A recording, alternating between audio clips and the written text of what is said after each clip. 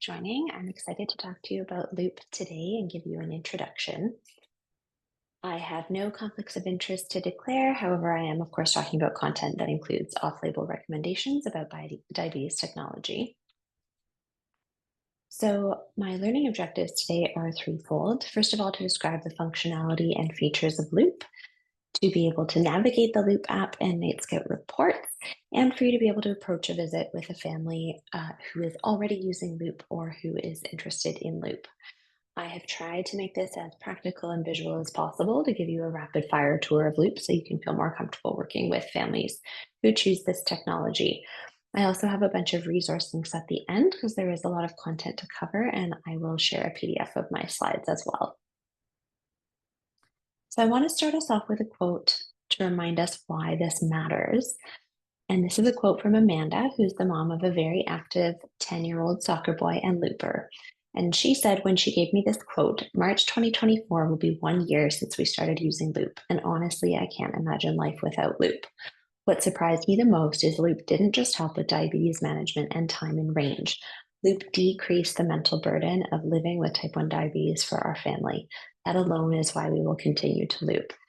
And that message is one that I hear frequently with families who start using Loop. It is a game changer, and some of you have seen that with your own clients and families who started looping.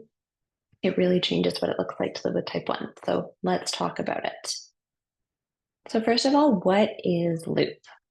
So looping can be used to describe any hybrid closed loop system, but in the pediatric population, most often when people use the term looping, they're referring to the Loop app specifically. And that app is for iPhone only, and that's what we offer for our pediatric Loop installs at BC Diabetes.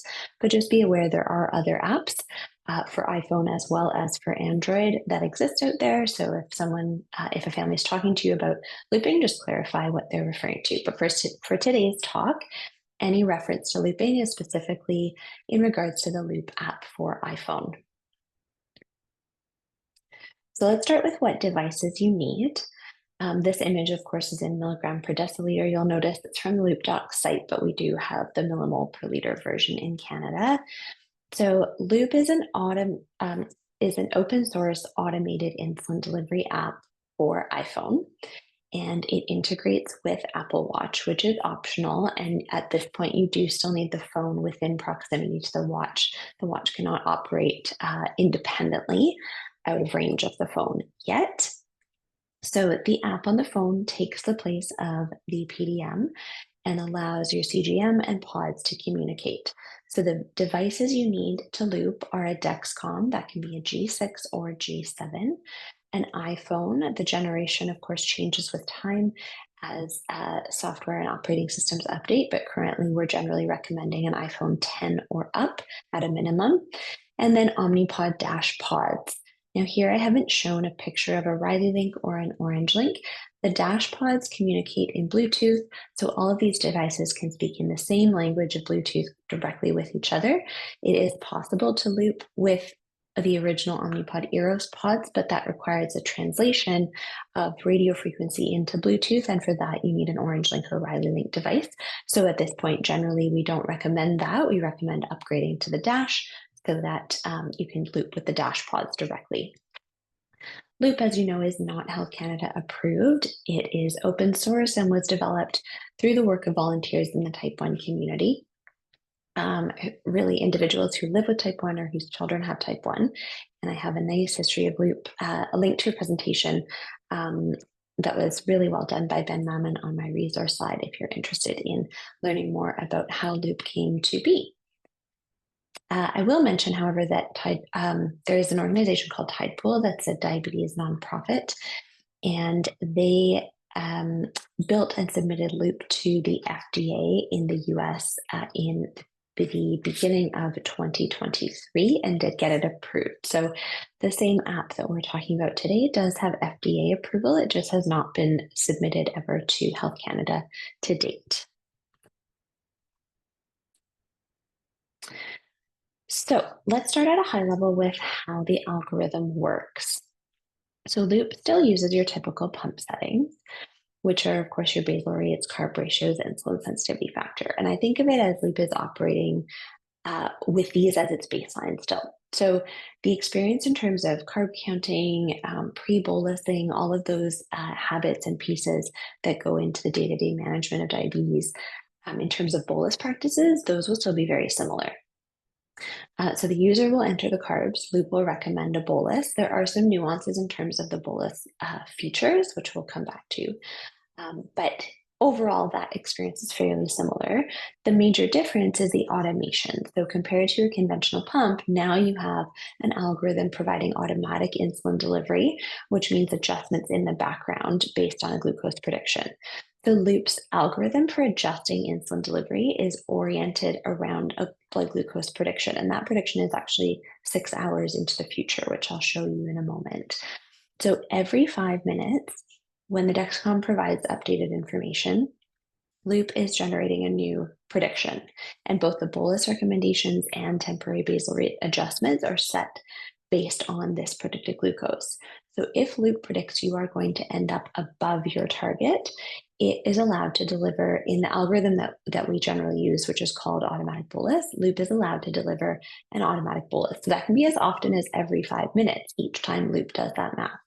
That automatic bolus is only 40% of what Loop thinks you need. So if Loop thinks we need to add 1 unit, it is only allowed to deliver 0.4 in that bolus. And then 5 minutes later, it redoes the math again and again on repeat. So it can deliver 40% on repeat if it needs to.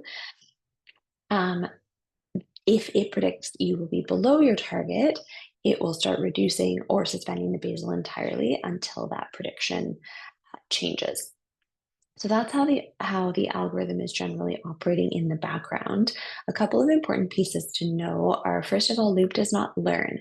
So this is unlike, for example, the 780G algorithm, where it's looking at your total daily dose and actually adjusting the background insulin delivery with the basals and ISF. Loop is not like that.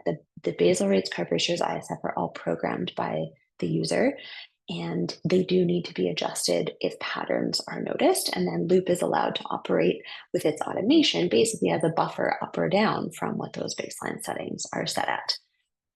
The other important piece to know is that the closed loop mode can be turned off, which we often refer to as opening the loop. So you can use the Loop app with its baseline settings without automatic insulin delivery. So essentially then if you turn off closed loop, it's going to be functioning very similarly to the PDM. And there are reasons that you might do that. For example, if you have CGM data that Loop is receiving, but you are not trusting that data, maybe you're getting readings that are a bit off, and that sensor is just settling in, or perhaps it's near the end of its lifespan, and you don't want Loop to actually use that CGM data for automatic adjustment, you can turn closed loop off so that you are taking over and only bolusing or reducing the basal when you decide to do so. So we're going to next take a tour of the Loop app. I hope that you will see that it is very intuitive and easy to use, and hopefully this will help you feel a lot more familiar with what your families are using when they are on Loop. So there's a lot of information on the main screen of Loop. This is what it looks like when you open Loop up on the phone. And it's really divided into three sections. So along the top is the status bar. There you'll find the CGM reading and trend arrow like you're used to. That's also where you can tap to connect your CGM. In the center is a colored circle. So that represents two different elements. The color of the circle is a color code for the pump and CGM connection. So if the Loop app is receiving CGM data, the color is green. If it loses the signal, it turns yellow. And then if it goes for more than 15 minutes without CGM signal, then it turns red. The shape of the icon represents whether or not you're in closed loop mode. So a closed circle implies closed loop mode. If that circle had a little cutout at the top, so it was kind of a U-shaped semicircle, then that would imply that closed loop mode is turned off, i.e. you're operating in open loop.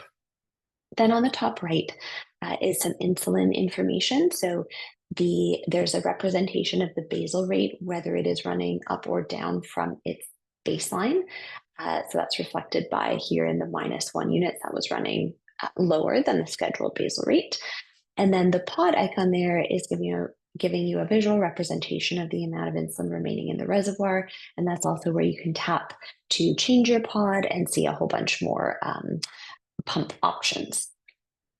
Next, in the center of the screen are the charts. So the glucose chart, this is where you will see the predicted glucose, like I was mentioning a minute ago. So the recent data shows up in the blue dots. So you'll see everything leading up to 11:34 when this screenshot was taken is represented by a dot. So that's actual CGM data. And then that changes to a blue dashed line. And that dashed line is being drawn out all the way up to 6 hours into the future. That is the predicted glucose. And you see at the top right, it says eventually 6.4. So this is where Loop thinks the blood sugar is going to end up when all is said and done.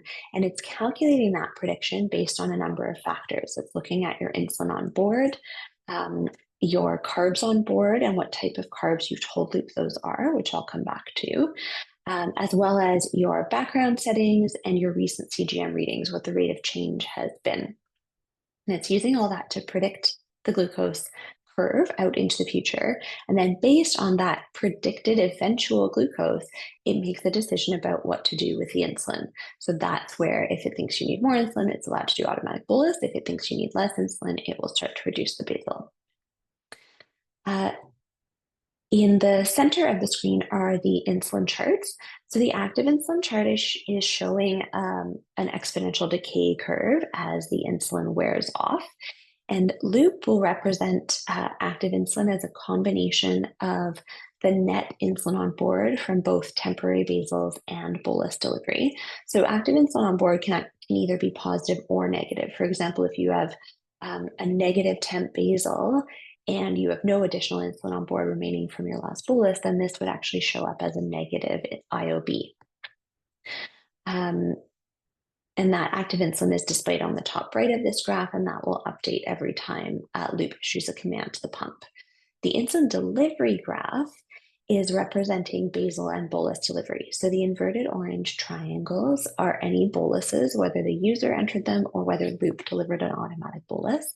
The drop-down bars from the center line are basal rates. So in this scenario, when you're using automatic bolus, Loop will never raise the basal to provide corrections. It will deliver automatic boluses. So you wouldn't see the basal above this line unless the user had manually entered a temporary basal rate. This line at 0 is meant to depict whatever the user's scheduled basal rate is at that moment in time. So instead of showing the units per hour, what this is trying to reflect is, do you have a net positive or negative change relative to your usual scheduled basal rate? i.e. has a temp basal up or down been issued? And then the units total on the right is actually the number of total units of insulin since midnight. So not to be confused with the current active insulin.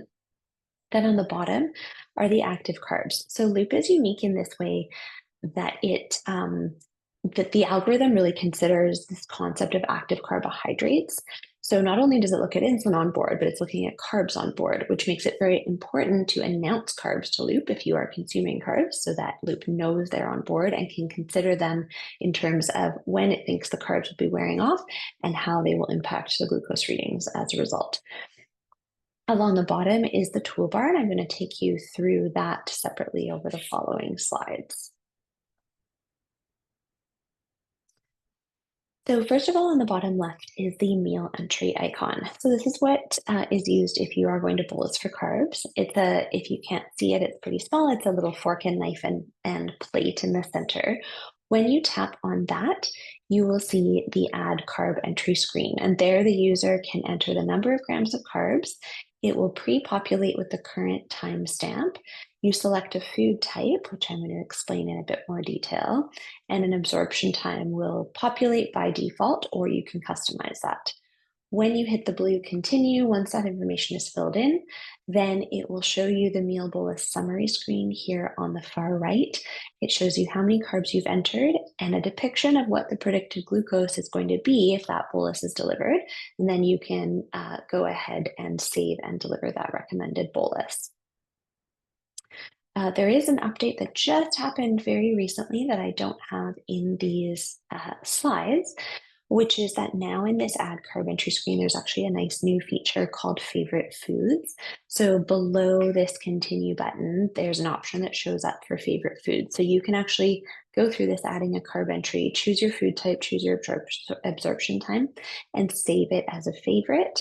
And then it will show up in your favorites in a drop-down menu here for future use. So if you figured out that for a certain meal that's in your regular repertoire, choosing a 3-hour absorption time for X number of carbs works really well, then you can save that as a favorite to pre-populate more quickly next time you're bolusing for that meal. So a couple of features within that screen that are unique to Loop, I just wanted to explain in a bit more detail.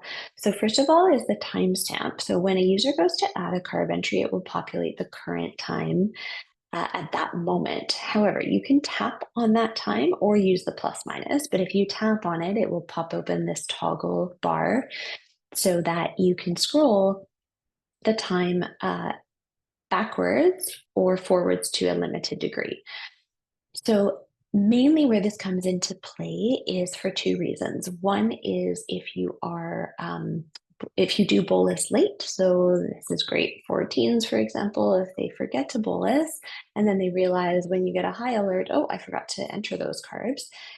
It's actually important to go back and edit that timestamp to be the time that you started eating, ideally, instead of letting it populate as the current time, because then Loop knows, oh, okay, the reason your blood sugar is high now is because you started eating these carbs 20 minutes ago or whatever the time was. So it will help match the insulin delivery and the predictions that follow better.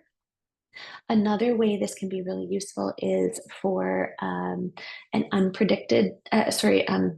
maybe an unreliable or uncertain amount of carbs consumed. So one scenario might be for a younger toddler where perhaps the parent wants to bolus only for a minimum number of carbs up front because they're not sure how much is going to be eaten. Then you could do that and then add more carbs later, but let Loop know those are all part of the same meal by editing the timestamp back to match the original. Um, or the scenario where maybe you're eating out and you're doing a little bit of an estimate on what the carb count is for that meal. Perhaps you start with a bolus of 40, and then as you see your blood sugar changing more than you expect, you might decide, you know what, maybe that was more carbs than we originally guessed. Let's increase that so you can go add another however many carbs you decide and edit the timestamp to match the original time entry. You can also edit, I should go back just to show you on that active carbs graph from the home screen, you can tap on that and you can go edit the original entry as well. So there are two ways to do it. So that is a really nice way to get the insulin delivery to match better and very important to do that. The other thing that I'm showing you here is the absorption time option.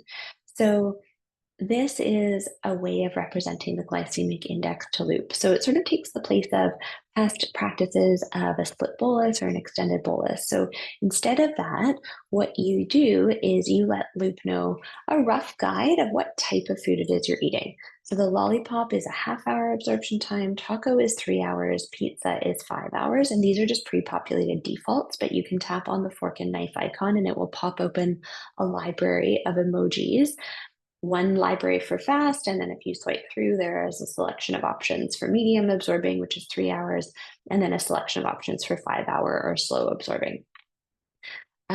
You can also customize the absorption time by tapping on the row with the hours entered itself. So you can pick a number of hours in between the defaults if you start dialing in some of the foods that you eat regularly to figure out what matches well.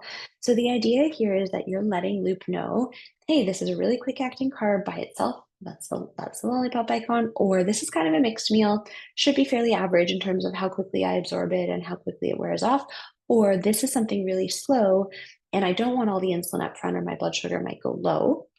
I want Loop to reduce the upfront delivery and then continue to add that bolus over time as Loop sees the blood sugar change, which is what the pizza icon would represent. So that's for a higher fat or higher protein or just more slowly absorbing meal.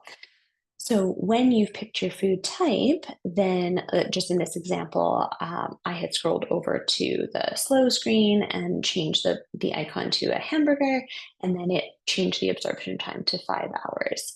So again, very intuitive and easy. It is a bit of a learning curve, of course, to experiment with different meals that are in your repertoire, but I think this is a much easier and more intuitive practice, especially again for our teenage patients who um, might not be deciding how to extend a bolus, how much to give up front, how much to give over what number of hours, but they are able to say, hey, what type of food is this? This is a slow food, or this is pizza. Even if they're not totally sure about the absorption, at least they can go and choose an emoji that represents that, and then have Loop do a better job of matching the insulin delivery to the food absorption over time. Okay, so the next item, second from the left on the bottom toolbar, is called the pre-meal range. And when you tap on that icon, you will see this screen on the right, which will pop up an option that says use pre-meal preset until I enter carbs or cancel. So the pre-meal range is a lower glucose target than whatever your whatever your standard BG target is programmed at. So if you have Loop normally aiming for a 6, you might have the pre-meal target set at a 5 or perhaps even a 4.5. The idea behind it is that it allows Loop to aim for a tighter glucose target if you know you are going to be eating in the next hour. So if you turn that on, Loop will aim for that new temporary target, let's say it's 4.5, for 1 hour or until you enter carbs by using that fork and knife and plate, the meal bolus entry, whichever of those things happens first. If you don't enter carbs within the hour, Loop will default back to now aiming for your regular BG target again.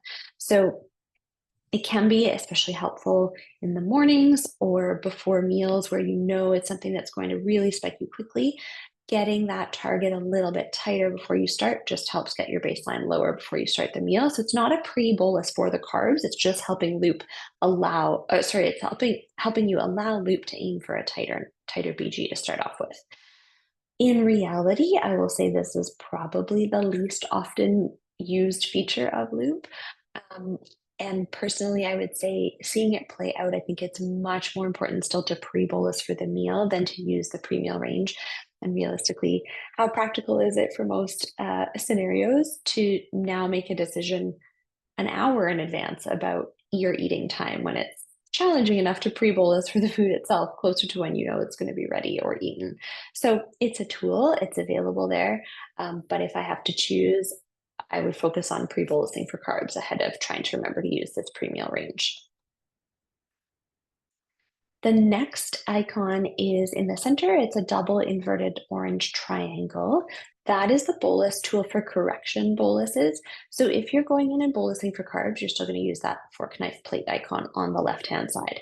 But let's say you get a high alert and you want to check if Loop will allow you to give a correction. You can go tap on this correction bolus icon. And this is important because of what I mentioned earlier about the algorithm. Loop may have already been starting to add automatic boluses, and you might see those represented in the little orange triangles. But because those are only 40% of the recommended delivery in any one bolus, it's going to take Loop longer to bring down a high blood sugar if you only allow automatic bolus to work on it than if you go and check the recommended correction. Because if you tap the recommended correction, Loop will deliver for you, or sorry, it will recommend to you 100% of what it thinks you need. So if the user, it's a safety mechanism. If the user is engaged with the system, then Loop goes, oh, okay, you're watching, you're paying attention, you want to know what your correction is, I'll offer you the full 100%. But if you're doing other things and Loop is operating in the background, then it's designed to be conservative, which is why each automatic bolus correction is only limited to 40%. So here, there is one other piece that I will come back to, which is here it says no bolus recommended. Your glucose is below or predicted to go below your glucose safety limit, which here is set at 4.2. Typically now we would set up at 3.9. I will come back to explain what that means and we'll return to this slide because there is a way that you can use this icon to get around when Loop doesn't want to give you insulin for a meal because it's predicting you're going to go low. So next is the blue heart, second from the right. Those are overrides, or what Loop calls custom presets. A custom preset is a change in insulin delivery and or your target for whatever length of time you choose. So this is a way of temporarily adjusting the insulin delivery for a specific context, whether you are more insulin sensitive or less insulin sensitive or more insulin resistant. This change in insulin percentage of insulin delivery is applied to all your settings. So instead of just a temporary basal, which is a conventional feature, if you turn on an override in this way, Loop is going to apply that percentage adjustment to your boluses, whether they're user entered or automatic correction boluses, as well as your basal rates. So it's applying it to all of your settings. And I have an example set up here for a dance class. So you get to create these as many as you would like, name them, attach an emoji to them so that they are very intuitive for the user. So in this example, I've called it for dance. I've said the overall insulin needs are 50%. So in the center, it'll pre-populate to 100% being your standard delivery. So you can toggle down or up from there. And then you set the target range. So you might set the target higher for physical activity or times when you want your insulin needs to be reduced or you think you'll be more sensitive. And then you can either enable indefinitely or you can set a limited duration of time. So this one I have set for 3 hours. This is such a nice feature of Loop, and this is just one basic example, but we use this in all kinds of ways. You can have different degrees of insulin reduction for different types of exercise or practices versus games for different sports.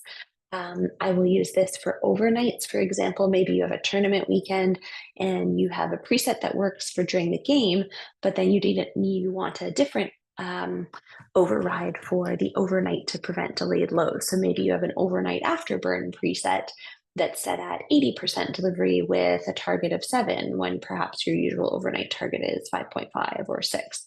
So you can use this in a whole host of ways to get Loop to work better for specific contexts in your life. So this is something I spend a lot of time on coming back to with people once they are looping.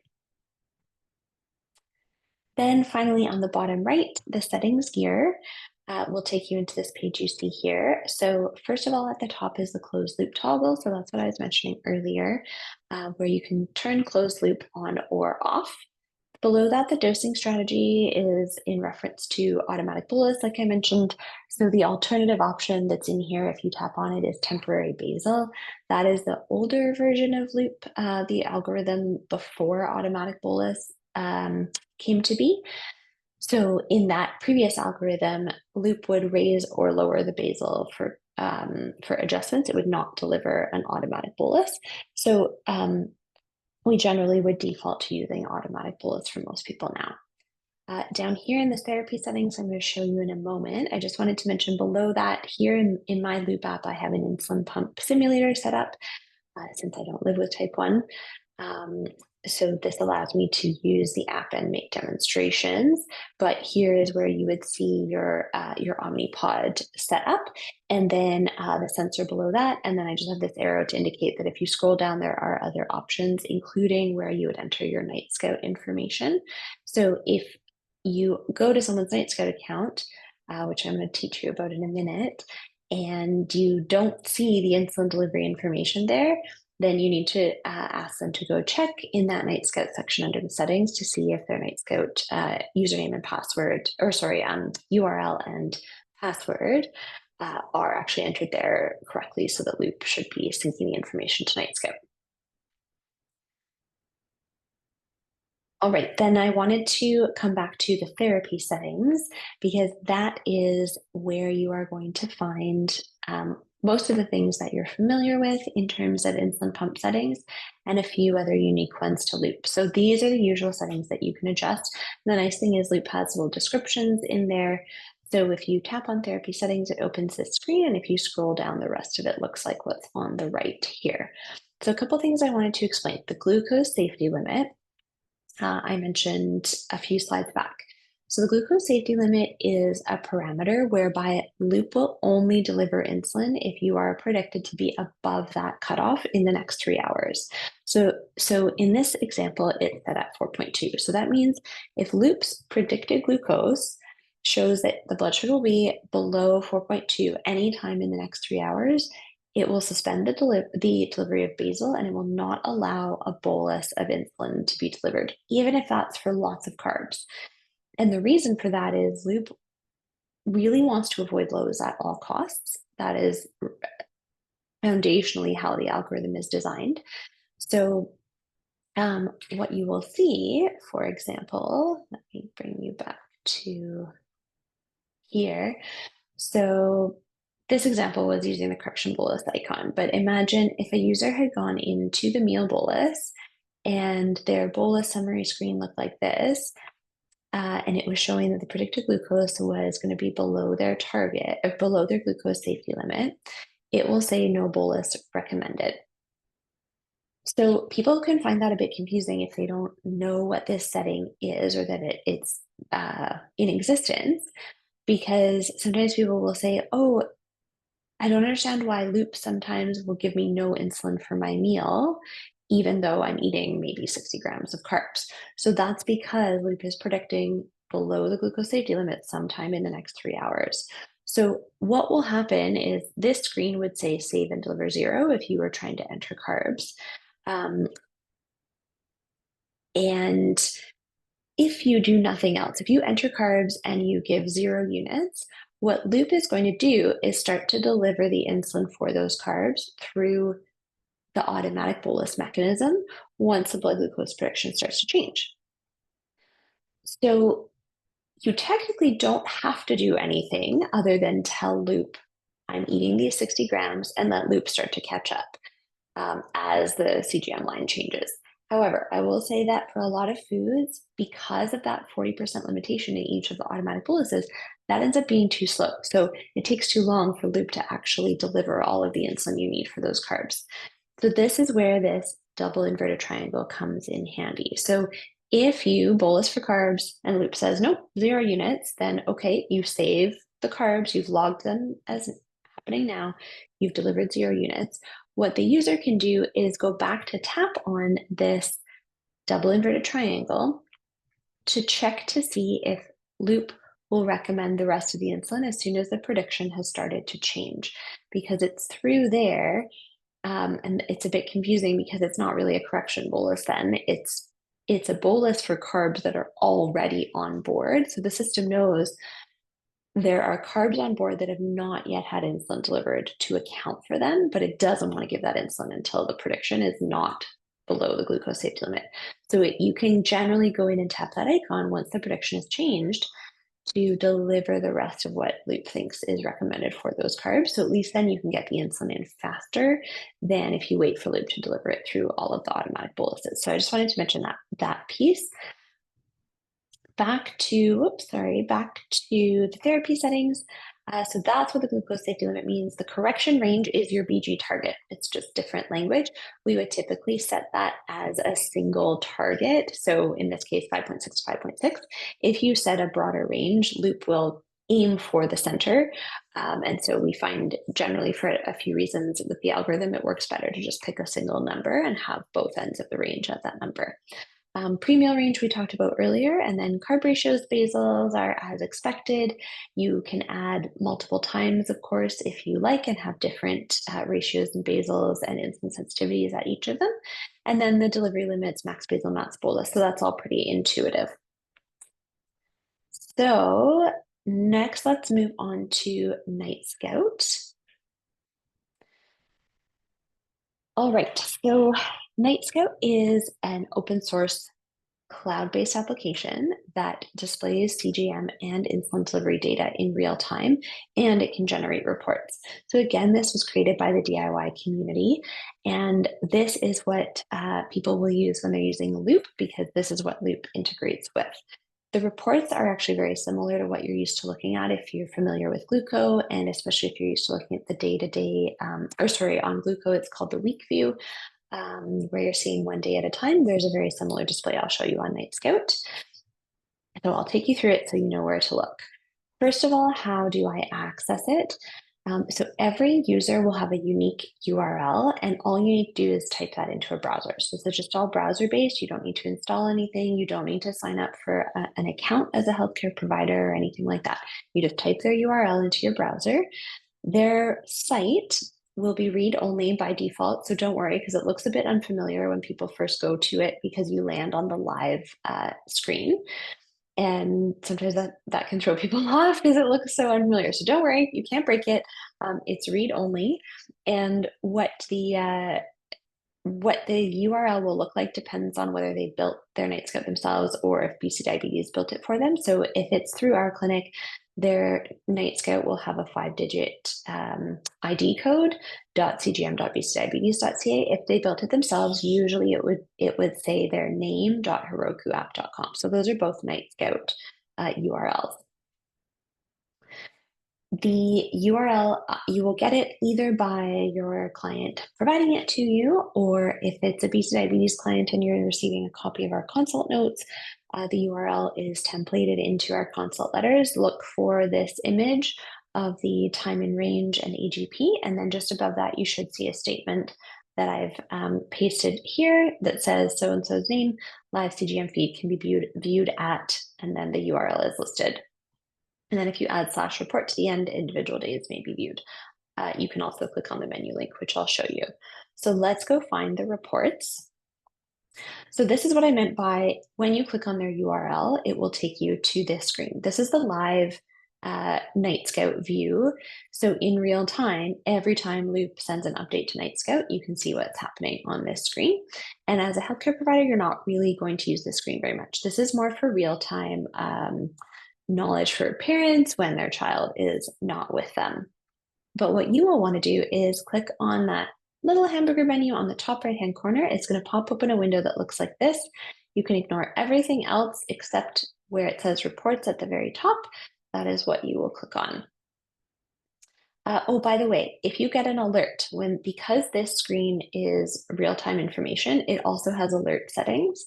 So sometimes if you open it, if the BG happens to be high or low, when you open the screen, Nightscout will start playing an alert for you, and that can also cause people to worry sometimes because they're not sure if they should silence it.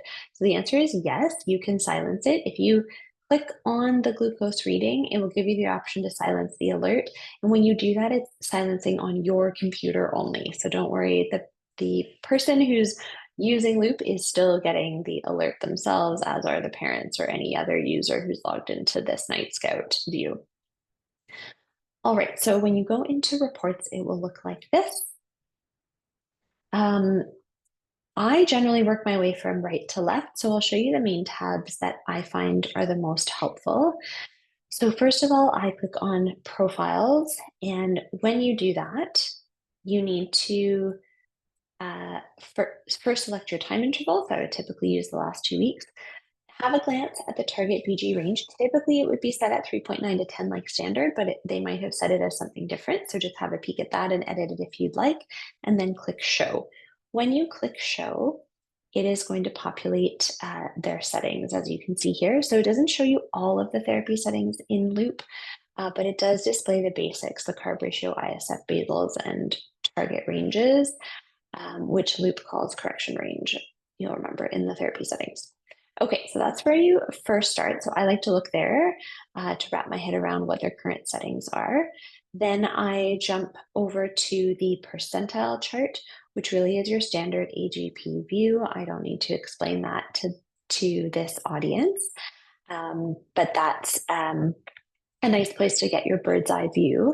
And then I jump over to the distribution tab. That's where you're going to find your time and range stats, and it will just keep pre-populating with whatever time interval you selected in the first tab. So if you picked 2 weeks, then each tab is going to show you a 2-week display.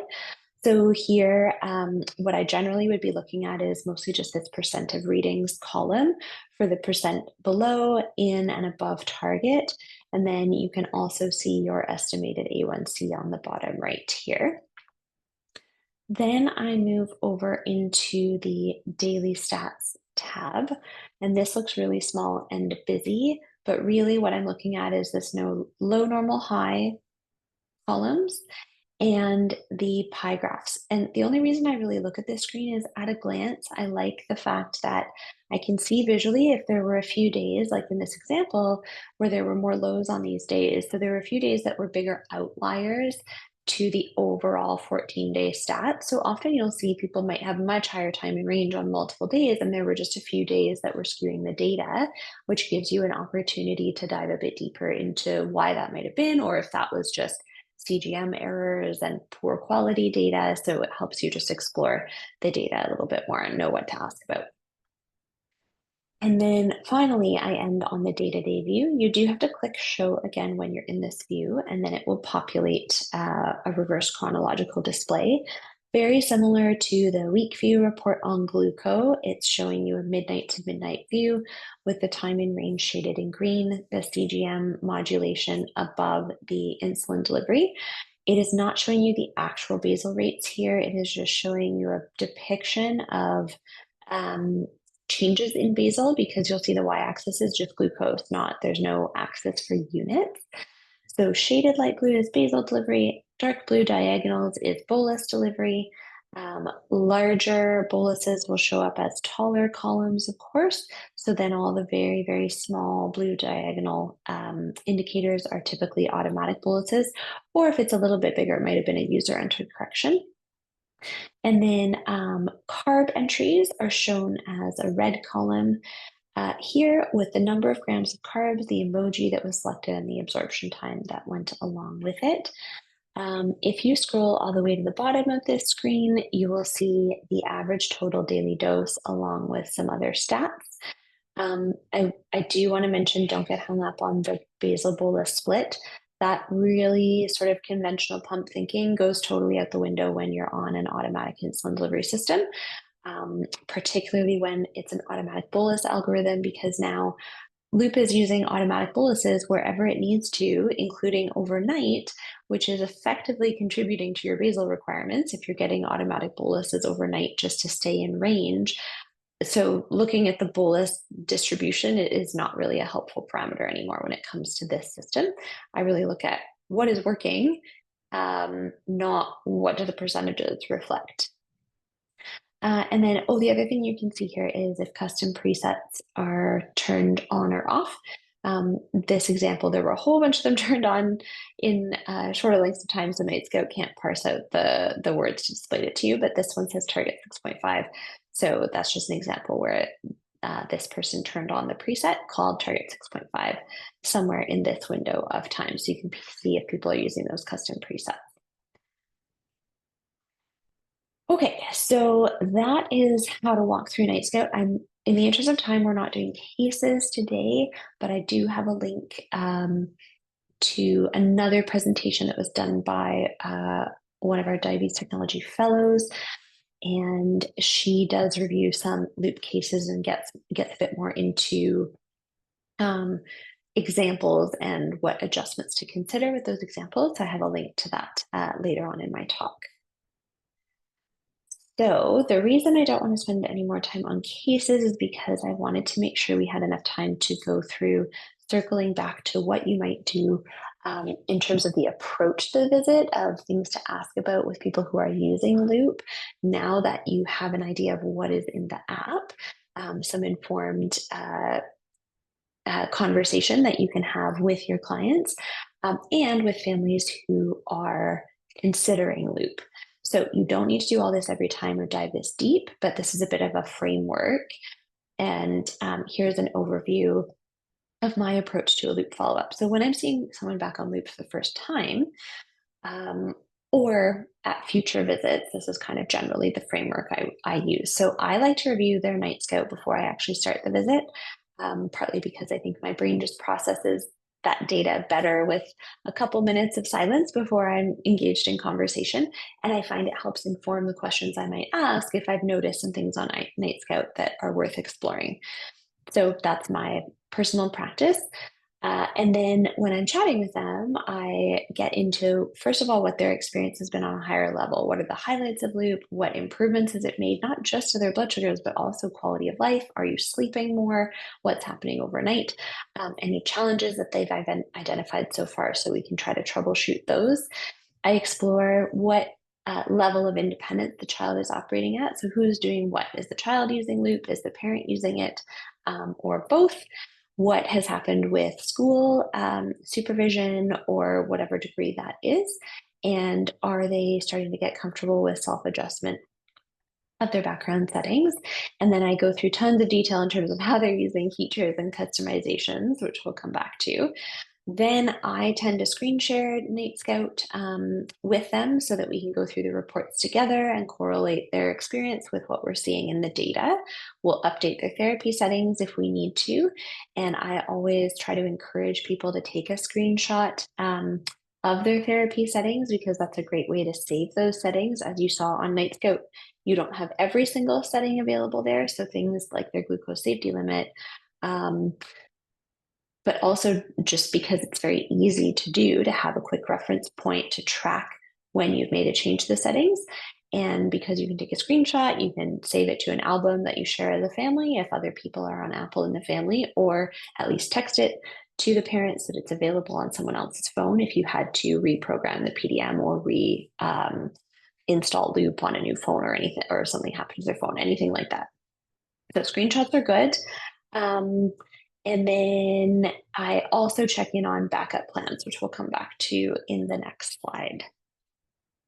So I tried to put this together as a bit of a summary in reference to the different tools in the toolbar, now that you know what those are, so that this can be a bit of a way of thinking about how to ask about how they're using different features in Loop. So starting with the meal entry, you can check on whether they're entering carbs consistently, and you'll know that if we go back to Nightscout, if you were to see this page and there were none of these red bars or only one or two during the day, then obviously that's an indicator to you that perhaps some carb entries are being missed. So something that you can explore. I ask about bolus timing, whether they're managing a pre-bolus. If not, if there are any late boluses or boluses for bolus modifications, then I want to know whether they are remembering to edit the timestamp, and we review how to do that, or to go into the active carbs graph and edit the original bolus entry, and taking advantage of that more accurate matching. I explore what absorption times they're using, whether they've played with different food types, whether they've customized that for different foods in their repertoire. There is another feature that's even more advanced. If you go through the carb graph on the home screen, you can see what Loop observed in terms of how the blood sugar behaved versus what it predicted. It'll actually plot out two little graphs. So for any given meal, you can actually go back to see, well, what did Loop observe happen to my blood sugar, and how much insulin did I need in total, including the automatic boluses that Loop may have had to add over hours later versus what I bolused for up front. So that can help inform your future bolus decision making for a particular meal. But that's definitely a more advanced tool. Then in terms of the pre-meal override, I just ask whether people are using it and whether that's a practical option for them. Then in terms of the bolus correction tool, I check in on whether they're using it to deliver complete correction boluses 100% at a time, or if they're relying on automatic bolus only, and making sure they understand the difference between the 40% in automatic versus the 100% if it's a manual correction, user-entered correction, I should say. And are they following the recommended units, or are they finding they need to do something different than what Loop recommends, in which case maybe their ISF is off. Then in terms of the overrides, the blue heart, which are the custom presets, are they using those? What do they have set up? Do the ones they have set up need more optimization? How are those working in terms of their sports or whatever scenarios are relevant in their life? And are there other contexts where perhaps a preset could help improve their time in range? These are so powerful, so worth spending time on. If you're going to choose anything to explore, this is one of the really good things to spend your time on. Also, I don't have it labeled in this slide, but One consideration with presets for sports, especially, is um, asking about whether they're getting a lot of disconnections from their phone. Because, for example, something like swimming, if you are getting prolonged disconnects from your phone, using a preset is not going to help you very much during the sport because Loop doesn't have the continuous CGM data to make adjustments on. So if you lose the signal from your phone, Loop will continue to deliver whatever basal rate was running at the time the signal was lost for up to 30 minutes. And after that, if it still has no new CGM data, it will revert back to delivering your scheduled programmed basal rate. So that might not be what you want if you are doing a sport that requires less insulin delivery. You don't want Loop losing the signal and then reverting back to your regular basal. So an alternative option to that is there is a way to set a manual temp basal. It's through the pod icon on the home Loop screen. If you tap on the pod on the top right, you have an option to set a manual temp basal. And what that will do is it will operate an open loop. So instead of having any automatic customizations of 70% bolus delivery or whatever the case might be, you're just telling Loop, run this basal for however many hours I've decided, and then it will revert back to closed loop when it's done. So for example, for swimming, maybe you just want to run your basal rate at 50% or maybe even at 20% of your usual, because you know your phone's going to disconnect. And that way, that's just what the pod is delivering the whole time. And then it will resume and reconnect back into closed loop when that temp basal is over. So that is a good alternative option if you're getting disconnects from your phone.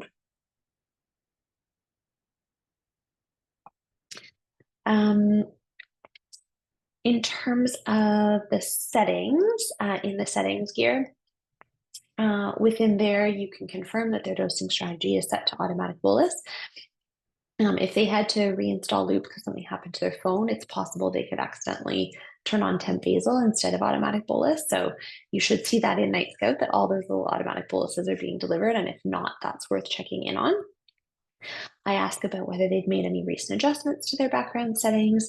And then this is also where I explore, do they understand the glucose safety limit and what is their approach to the glucose safety limit? If Loop says 0 insulin for an attempted meal bolus, are they entering the carbs and then delivering 0 and letting Loop catch up through automatic bolus? Or are they going back and using that correction icon to give the rest of the recommended once the predicted CGM reading has changed? And then in terms of backup plans, I check in on troubleshooting a sustained high because, of course, the technology is only as good as all the devices working well. So the user still has to troubleshoot if something is not working. If the pod cannula has kinked, Loop is going to be trying to deliver corrections on repeat and you're not seeing any success, then you still need to question what's happening. So same troubleshooting as pre-loop.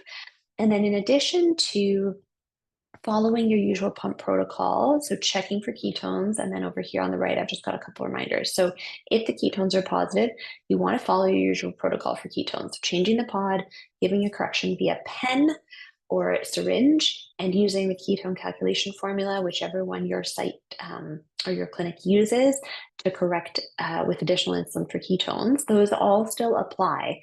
And a couple extra things when you're on Loop are you want to ignore the insulin on board on Loop, because remember, Loop has been trying to add corrections. So if that pod failed and that cannula was out, that IOB is way off.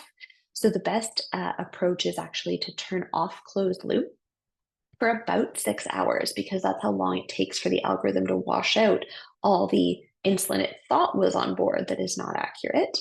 And in that time, if you've turned closed loop off, you can change your pod and you can run in open loop mode, just like a PDM, like we talked about.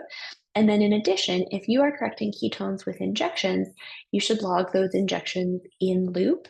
And you do that by tapping on one of the insulin graphs on the home screen. And there's a plus icon where you can log a dose, and Loop will save that as non-pump insulin. So then Loop knows when those injections have been given.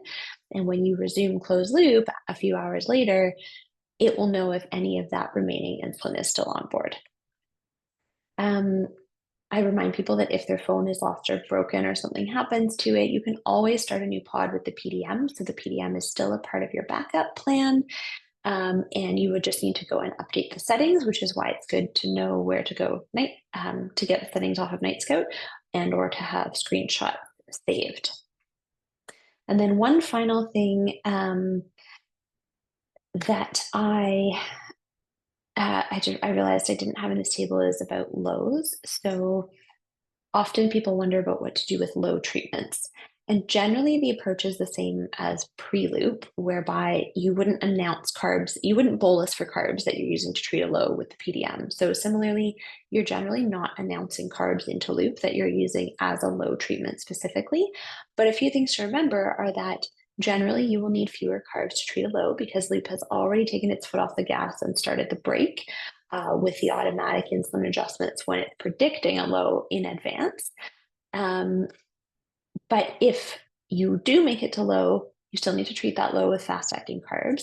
You don't need to tell Loop about those carbs unless you find that you're struggling with rebound highs after, in which case you might need to treat with less carbs. But also, a consideration is if you're having lows after, if you're having, I should say, repeated lows. So if you treat a low, your blood sugar goes back up, and then Loop automatic boluses you immediately, and you're going back down. You treat it, you go back up, Loop automatic boluses, you go back down. So you're kind of yo-yoing. Then it can be very helpful to use a post-low or a post-hypo preset. So often I'll have one set up for people and we're doing that now by default with our new Loop installations so that you have a low treatment preset. So when you go treat a low, you're also turning on a preset that reduces your insulin delivery and aims for a higher target so that Loop allows that drift in blood sugar back up without overreacting to it and wanting to correct it. So that's one more piece to consider exploring in terms of low treatments. All right, and then finally, for families who are interested in loop, so not yet looping, a few thoughts for that initial conversation. So, of course, you're going to explore their goals, what challenges they're currently encountering, and their motivation for choosing an automatic insulin delivery system, and reviewing the comparison of Loop versus the commercially available systems, both in terms of their algorithms. So now you can give a better representation of the Loop algorithm, as well as the functionality. What are the features, and are there features that would be beneficial for that family? Also consider the devices. It's definitely a big deal to be able to pare down your devices to operating everything off of your phone, especially for teenagers. So that's often a major consideration. In terms of the phone itself, so iPhone, as I mentioned, is required for Loop. And for if a parent has an iPhone, there are two options for companion apps, which we don't have time to get into today, but one is called Loop Follow, one is called Loop Caregiver. Both are for iPhone, parent iPhone only. Families can check the generation and compatibility of their current iPhone through a link I've got on the slide here. Generally, we're recommending a 10 and up at this point, but that will continue to change as the generations and operating systems change. And then Apple Watch, as I mentioned at the beginning, is optional. So it's a very nice to have if you are wearing an Apple Watch or if that's an option for you. And the link I've got here will take people to a screen that shows what the features are on the watch and the compatibility of the different watch generations. You can bolus off your watch and you can turn on presets off the watch. So it is a very nice thing, especially for school. I do just want to let people know that BC Diabetes does not install Android APS for pediatric clients under the age of 14. So it's super important that your patients have an iPhone if you are referring them to BC Diabetes for Loop. Android APS is a highly complicated app, and we might consider it for 14-year-olds and up only in the case where the family is exceptionally technically oriented. And generally, that's not the case either. Even for our 14 to 18-year-olds, we're typically still recommending Loop. So that's part of what I go through when I'm meeting them the first time for a consultation. So I just want to be super clear that iPhone under 14, it will have to be iPhone. And if they have an Android, they will have to switch in order for us to offer an automatic insulin delivery system for them, because we will only offer Loop in that case. In terms of their pump, if they are still on the Omnipod Eros and they want to Loop, please upgrade them to Dash. so that they will not need an orange link. Otherwise, that's an additional cost, and they have to order it, and it's totally not worth it at this point. They should just upgrade to Dash. Their CGMs, G6 or G7, are compatible with Loop. There is not currently any ability to operate Loop with Libre, so they do need to be on a Dexcom.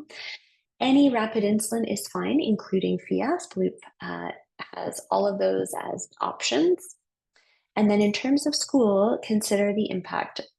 So of course, in BC, most people are probably aware that Loop is not eligible for the NSS delegated care plan, but that does not mean you cannot Loop at school and still have some support. And this is where it's been gray and a bit confusing in some schools. So every child, regardless of what insulin delivery system they are on, including Loop, is still eligible for the diabetes support plan, which allows the parent and the school to delineate the appropriate level of support that is specified in that plan. So a child who's old enough to use the app but needs to do so under supervision, that can still be done as part of the independent care plan. And that arrangement is created between the parents and the school. If the child is too young to operate Loop, even under supervision, and there is no appropriate delegate at the school, or the school is not willing to provide a delegate to actually push the buttons, then the Loop Caregiver app for remote delivery through the parent's phone may be an option. And that's something we would explore. In terms of the family context, consider, of course, if there are multiple caregivers, multiple households, how that may play into learning a different app.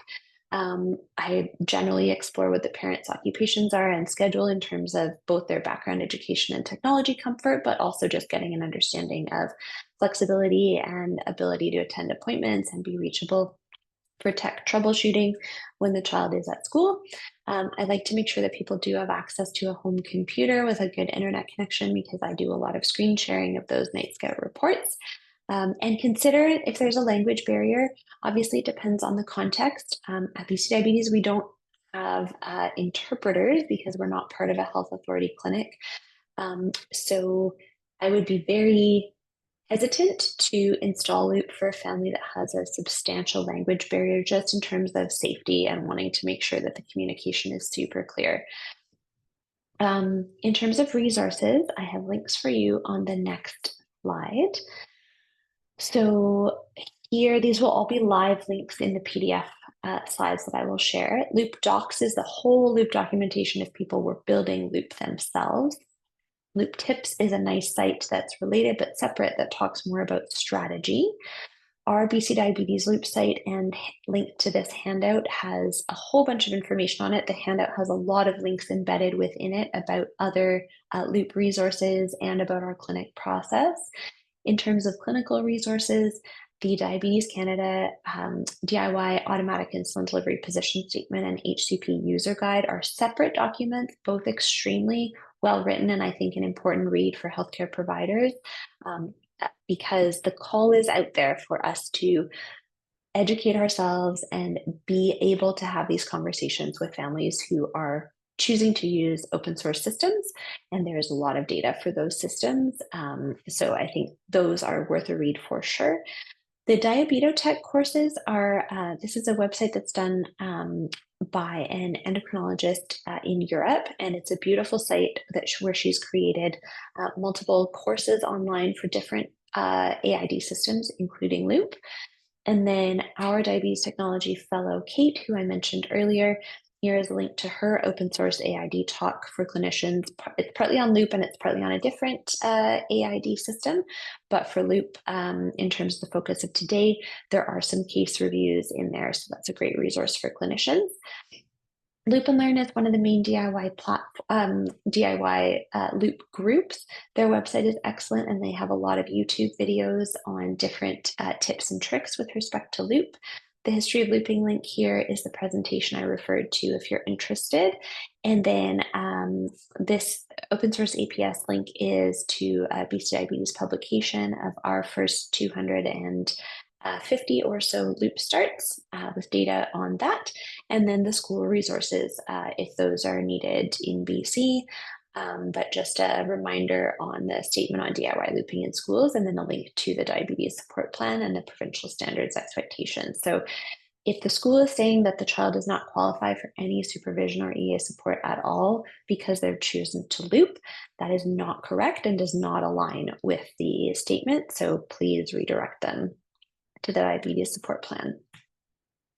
Okay, so ending with final thoughts from another parent of a 12-year-old looper. I just thought this was such a beautiful quote. He said, T1D is a beast that never sleeps. If you let it loose, it bites you hard. Now the beast meets its worst enemy. Loop keeps the beast tamed, and Loop never sleeps.